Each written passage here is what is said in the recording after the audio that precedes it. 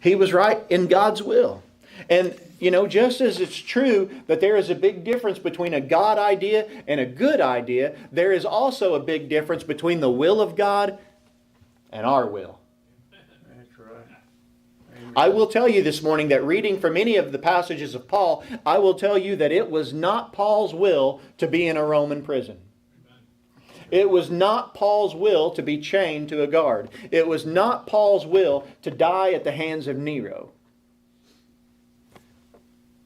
But he was right where God wanted him to be. That's right.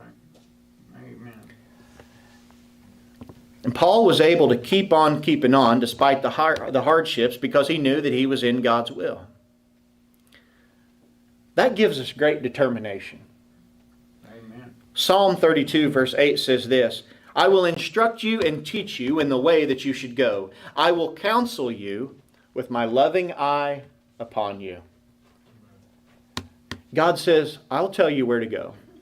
And I will instruct you. I will guide you in the way that you will go. And Paul knew that even though God had led him here, he was where God wanted him to be. And I will say, and before I move on here, it's not. Sure. God's will is not always pleasant. God's will is not always fun. That's right. And sometimes we find ourselves wanting to quit when things aren't fun.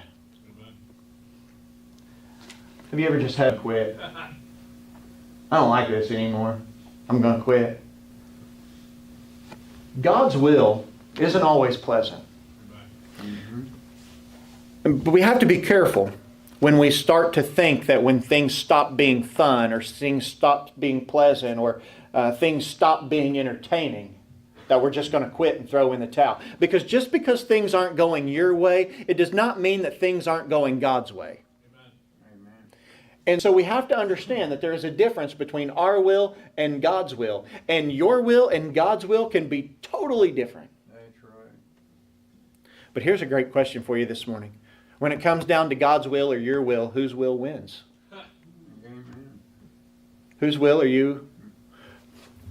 You say that 5 times fast. Whose will are you willing to abide by? Are you going to follow your will or are you going to follow God's? Even though things are unpleasant, He might have you right where He wants you. That's right.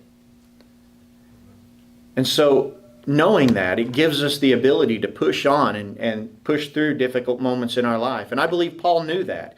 I believe he had the presence of God in his life. I believe that he had the strength